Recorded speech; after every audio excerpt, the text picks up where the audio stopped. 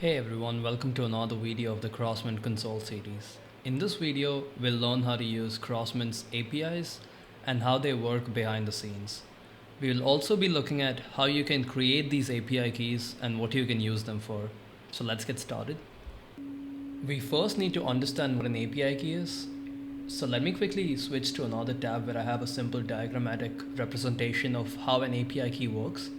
In simple words, an API key is a code that helps computer applications identify the user, project, or application that is making the call. This is also used as a means for authentication. And when you take a look at this simple diagram that I have in front of you, I made it to explain how it works behind the scene. So before you create an API key, you first define the scope for the API key, and the scope refers to the function calls that the created API key can make and what kind of access it has.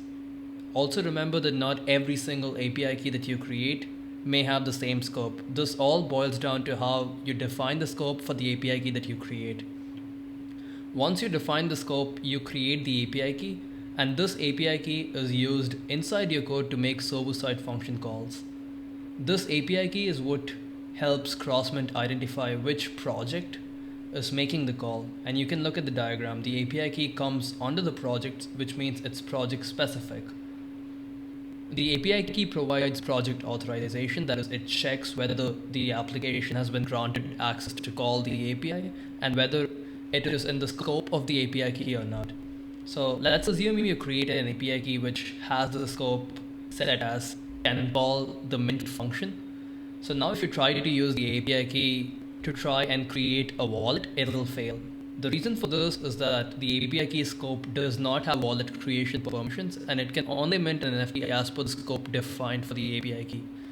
So the API key connects to the backend, and then the API key allows Crossmint to reject calls from projects that either do not have access or the scope is not enabled. The Web3 app connects via something known as an auth token, and this auth token is used to identify the user using the Web3 application, and this is optional in Crossmint. So this is how API keys work behind the scenes. And now that we have this out of the way, let's go back to the staging console. In order to create new API keys or manage existing API keys, you need to click on API key tab on the console. And if you're already on the API key tab, let's proceed. You can also note that it shows a project ID on the top right corner that you see right here of the console. Each project that you have in your console has unique and distinct project IDs, which means that every API key that you create is always going to be project specific. On the top left corner, you can see a drop-down menu, and you can see the different kind of projects that you've created. And each project that you have created has a distinct project ID. And Crossmint looks at this data specific to each distinct project ID and then bills you for it accordingly.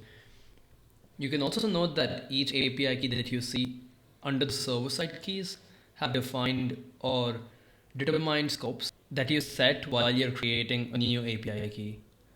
And Crossmint also charges you on the basis of your API scopes as well.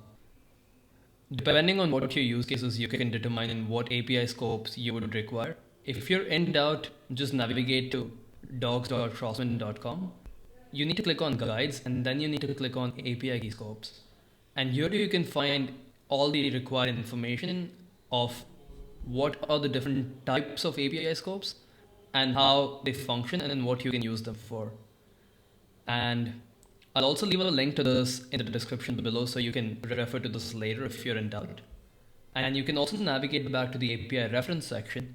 You can notice that each API call that you click on has given information on which API scope is required. For example, if I click on fetch user wallet addresses, it'll show you that the API scope required is wallet start tree. And when I dial back into the staging console, you can see that my third API key has wallet start tree, which means I can use this API key to call this particular function.